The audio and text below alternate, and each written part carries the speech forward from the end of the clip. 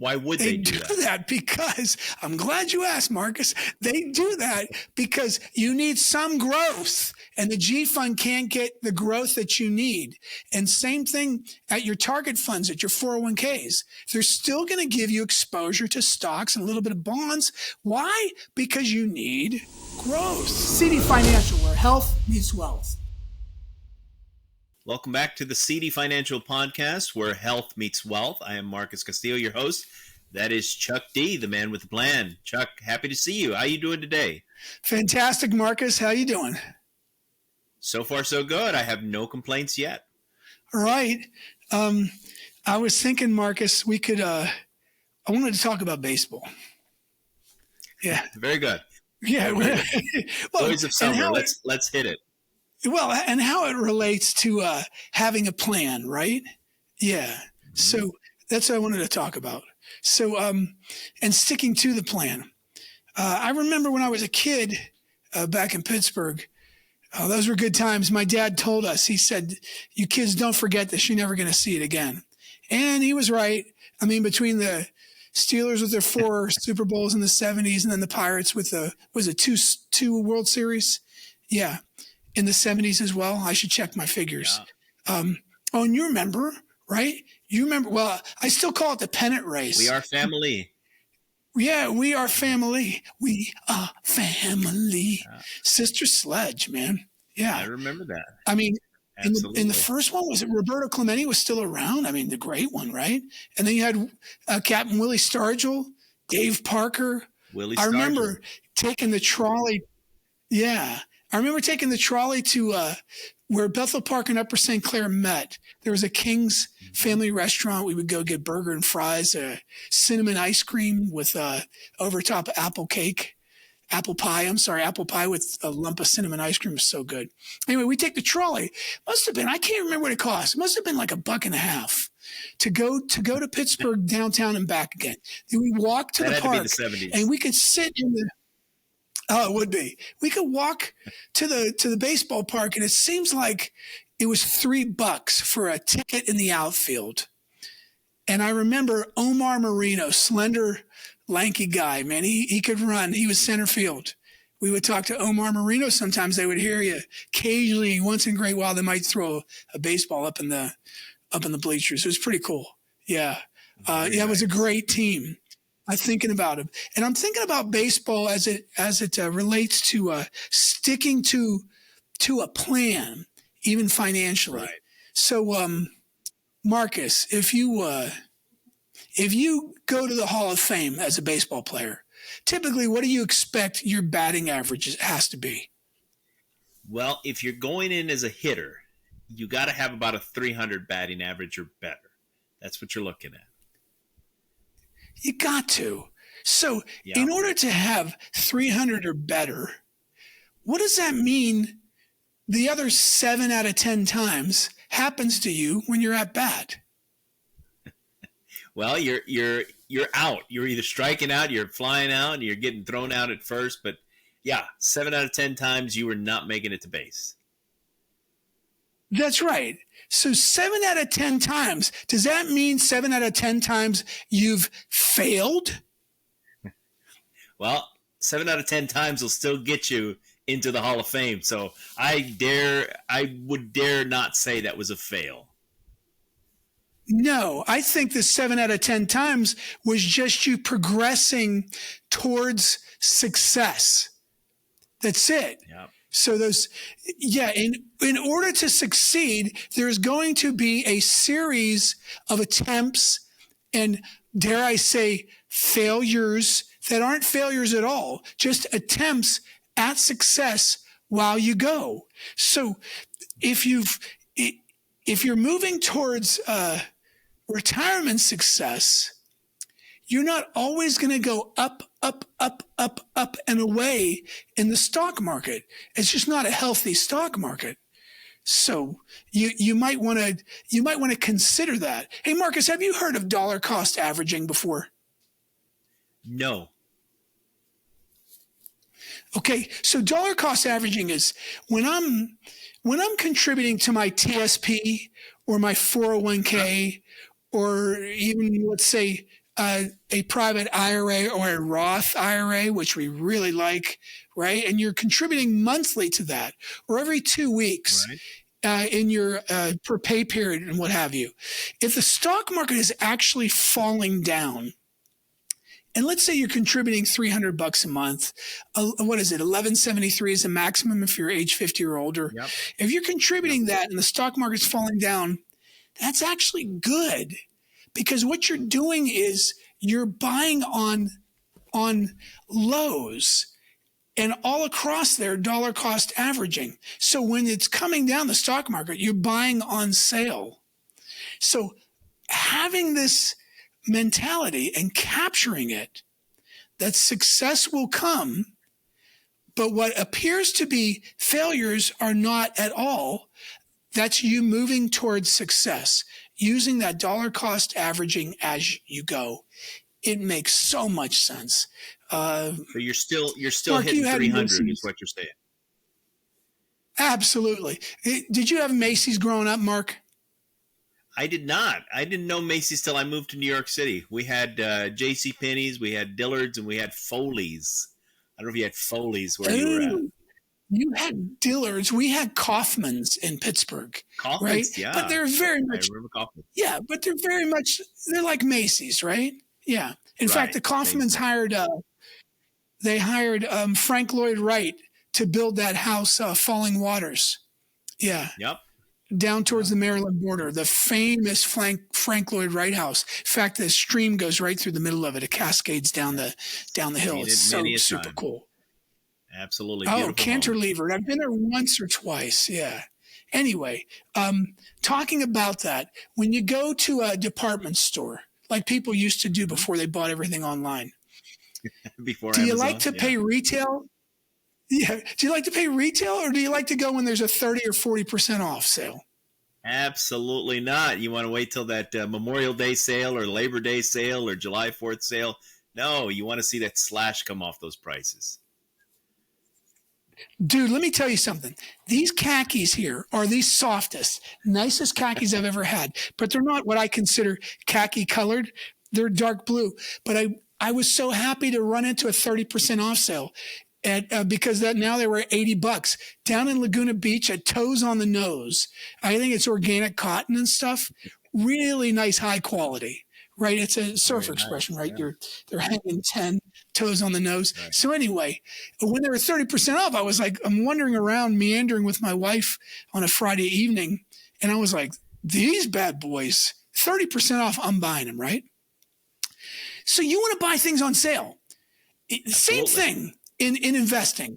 If you use dollar cost averaging, you want to stay there. That's your plan. Now, as far as your balance, we're going to talk about that in a few minutes. But your future contributions, let's say every 2 weeks, once a month, whatever it is that you're doing, you got to make sure if you're self-employed, you got to contribute monthly and then purchase. Make sure you're purchasing in your IRA, or if you have a 401k. I know I utilize both a SEP IRA in times past, where you can lump in big amounts of money in the $60-something thousand range now. And then we have a 401k at CD Financial. And so I could utilize dollar cost averaging. And so even if the stock market looks dismal, hooray for that. Because now I'm going to be buying low on sale. Yes, but buying low. And as the stock market recovers, all those price points that I bought low will now increase and swell up for me. So that's number one part of your plan. Even if you have to pull away because you're nearing retirement, but every 2 weeks, you can still keep your foot on the gas with regards to stocks, like say in your 401k, the S&P 500 index fund, or in the TSP, the C fund. Maybe the S fund. Go ahead, Mark. Tell us, Marcus. Let me ask you something. So you mentioned that because you're talking about sticking to a plan, and you say as you get towards retirement, you start talking about pulling away. Why are you going to be pulling back just a few years before retirement? Well, when you're getting towards retirement, now you're going to need that money for income. It's the time where you're going to actually, we call it accumulation phase coming up the mountain. But once you plant the flag at the top of the mountain and you're retired, it's no longer accumulation, but distribution. And now you're taking money out and you're distributing money to who? Hopefully to me.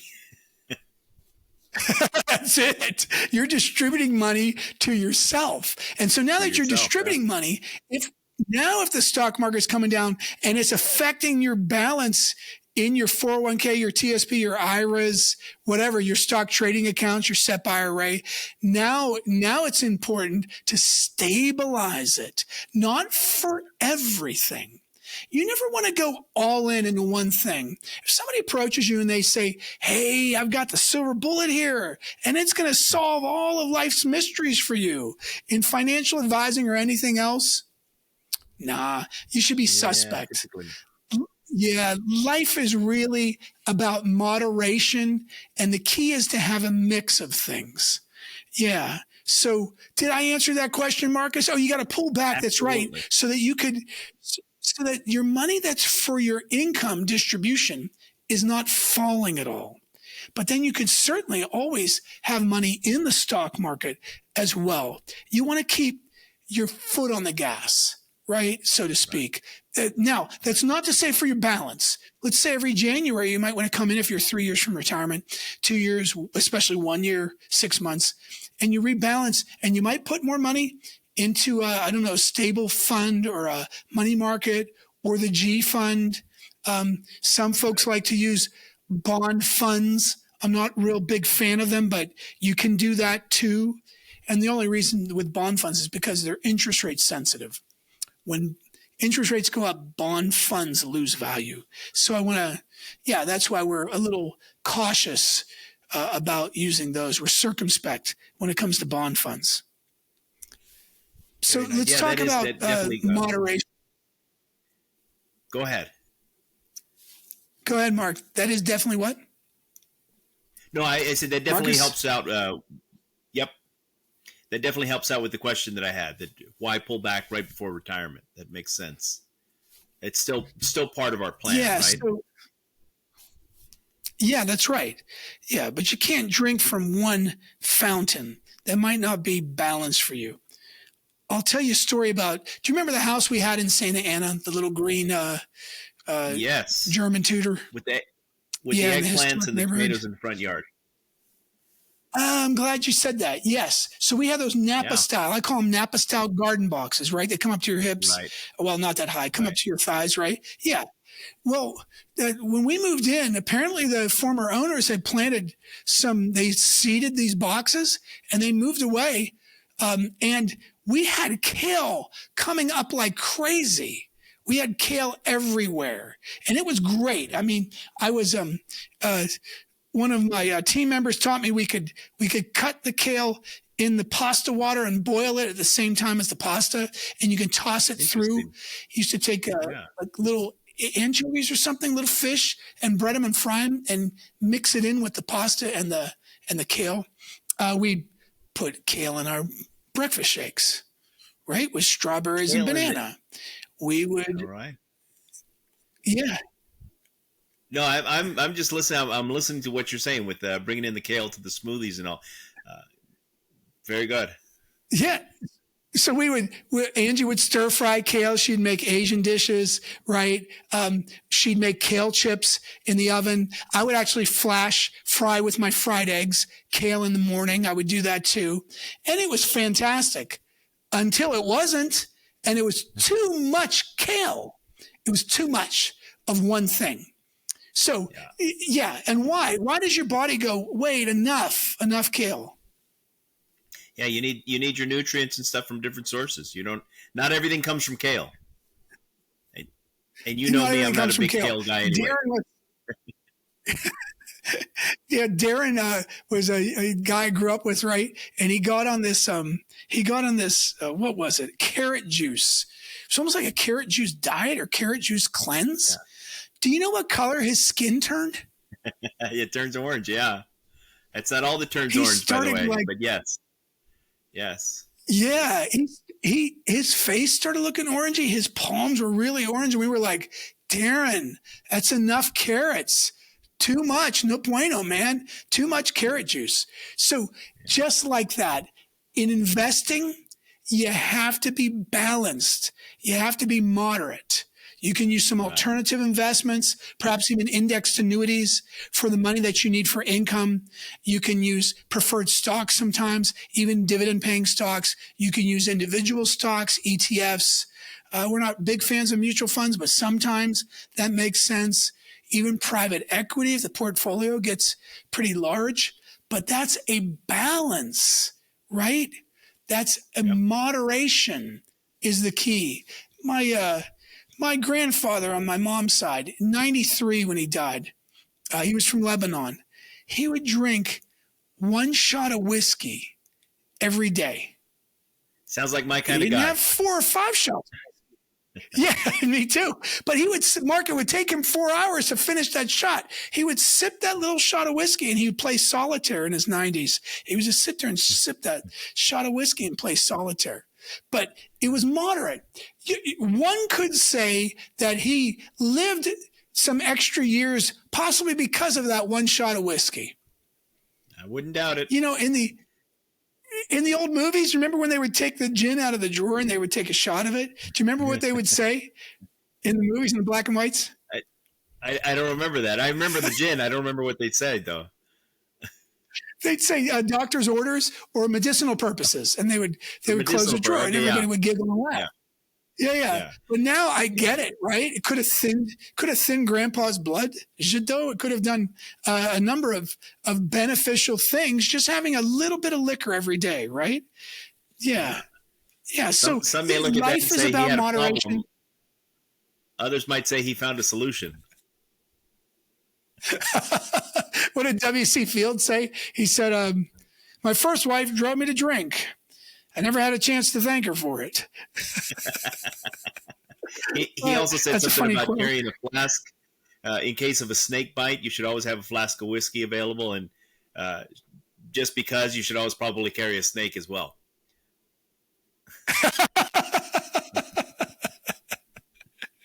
So let's stay on course. So if you want to have, stick to a plan. Yeah. So as you say, Charles, well, how do I come up with a plan, right? All right, Charles. So where do I start? How do I come up with a plan? You might be able to actually start subscribing to this YouTube podcast. That could help you, right? You could fantastic. I think that's a great place to start, Chuck. Yeah, you could actually you could subscribe to our newsletter. Go to cdfinancial.org and right there. Or if you're receiving this via email, you'll have it there for a 15-minute complimentary phone call. You come up with a plan. In fact, this morning I was just told that one of the folks that I help, she said, single woman, she says, yeah, I remember years ago, 10 years ago, Paula said, just talk to Charles. He's going to give you good advice. And today it was really interesting, the advice I gave. I told her, I said, look, you stick to what you're doing inside TSP. Everything you're doing is just right. She's 55, no big deal, right? She's got a good decade again for investing. She doesn't have to worry about the ups and downs, right, of the stock market. Just stay the course. It's growing nicely. What we did at this point is we adjusted. We put some of her 15% contributions into her 401k, her TSP. We put it into Roth now. If your 401k offers Roth like TSP does, then by all means, start somewhere using some of that portion in there. We can talk about that on another podcast episode, but you come up with a plan. A lot of folks, when they go to start working, Marcus, they don't get advice on how to invest in their 401k, their TSP. So earlier, Chuck, we talked about pulling back just before retirement, right? We went into that a little bit. But let's say I'm all in the stock market, and then the stock market tanks. What should I be doing at that point? Because I've heard some people have this kind of knee-jerk reaction, and they just want to pull everything out. Is that smart?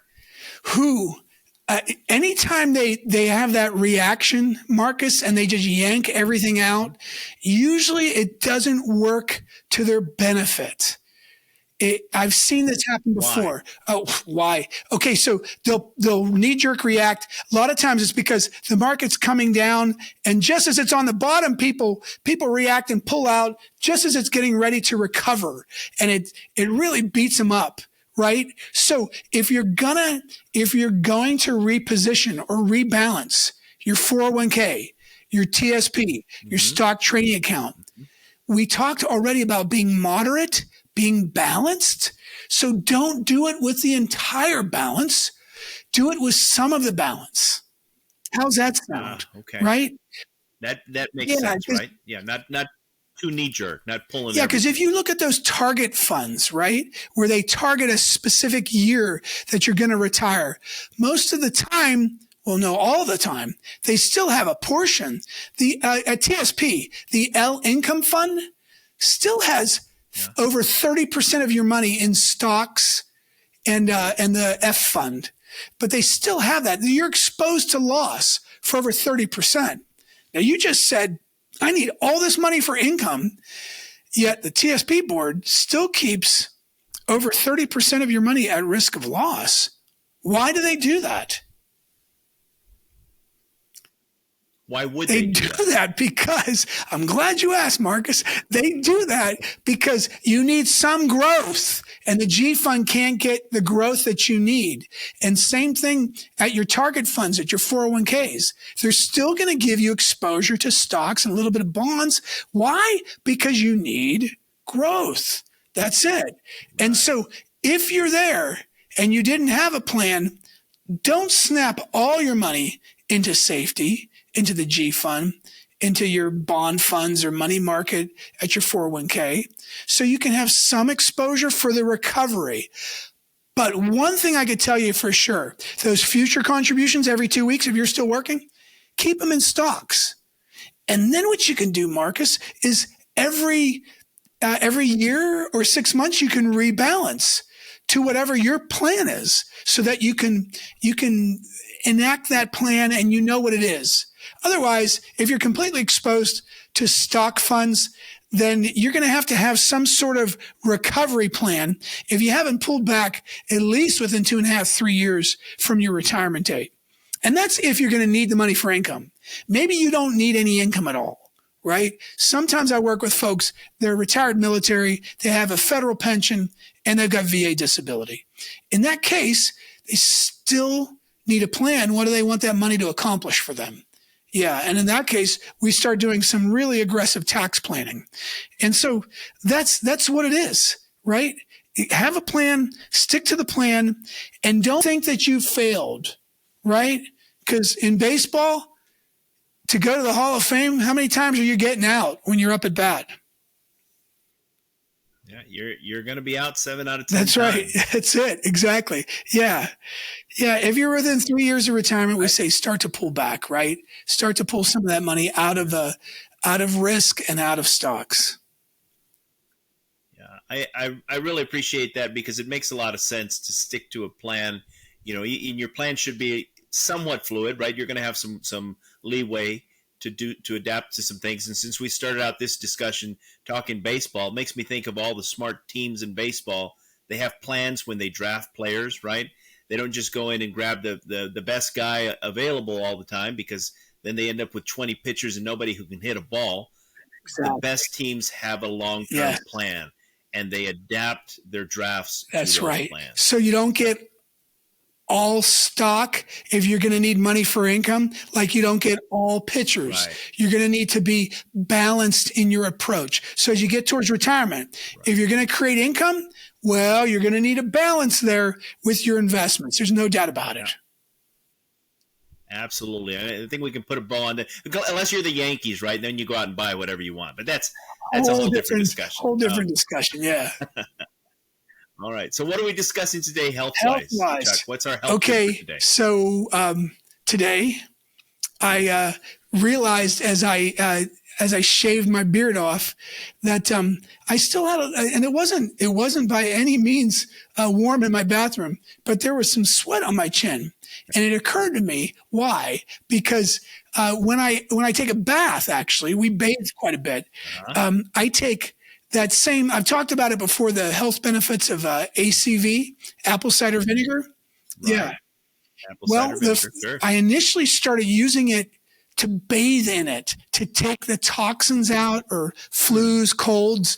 And so you shake that up and you pour whatever you think is appropriate. If you're sick, 10 to 12 ounces really helps in a super hot bath with like a big chunk of Epsom salts. But today I maybe poured 4 or 5 ounces. That's all it was. But it was a low level bath too. I wanted to get it done quick, but I didn't. I soaked for about 10 minutes, right? And so that created that sweats that were on my face and my chin. It's kind of weird. So when you use ACV, apple cider vinegar, in a bath, it pulls things out of you. And I really am pretty well convinced that it's been keeping me healthy, not only drinking it, but also using it in the bath. Yeah. Very nice. And you're talking about the apple cider vinegar, the real stuff, right? With the mother in there, not just that stuff that says apple, not the apple flavored vinegar. Yeah, you're right. And that's right. It's cloudy. You can see the deposits in the bottom. Yeah. And so you have to shake it up. Yeah. And it puts the mother, that good bacteria, the good probiotics into the water, right? And so then you bathe in that, and it introduces and pulls things out of you. What do I want to say about apple cider vinegar in the bath? Oh, I know what it is. One of my healthcare professionals said, you know that the mind can't process near as much information and near as fast as your body. What does that mean? So your body responds. Your body responds to all sorts of input. You're intuitively wise, right? Like we talk about little kids that were eating sand on the beach, right? In another episode. Yeah, you're intuitively wise from birth. So if you trust yourself, people say, "What do you mean, Charles?" I mean, you pour into, you say, "Nope, that's enough," right? And trust yourself. If your spouse starts to question you, just try to block that out and just do your thing. Yeah. Well, people ask Marcus. People ask me. So okay, we're not giving marital advice here, right? Don't tune your spouse out all the time, because if you want to stay, married, you got to tune into your spouse every now and again. But I do agree with you there, and I think part of it too, Chuck, is learning your limits by testing them. You got to try them out. So yeah, I think at some point you're going to do too much, and your body will tell you, and there's going to be times when you don't do enough, and your body will let you know there too. Yeah. Yeah. Don't always tune your spouse out, though. Just a quick marital tip of the day. So going into a completely different direction now. Yeah, we can talk about spouses on another episode. We can. Oh yeah. We can spitball for. You tune your spouse out too much, apple cider vinegar won't fix that. Oh, you know what's funny? Maybe another episode where you can use apple cider vinegar for another thing too. I'll talk about it later. Oh, yeah. So one of my team members, his little boy suffers from allergies. Typically it takes him like a whole week to get over it, like 7 days to get over his allergies. The other day he puts baking soda and some apple cider vinegar in a bath. Now, for a little boy, you might want to cut that down, right? But he did that. And he was over his allergies in a couple of days. Man, that's good. That's fantastic. I gotta try that. So Austin is like the allergy capital of the world, right? Those little cedar trees or something. Right?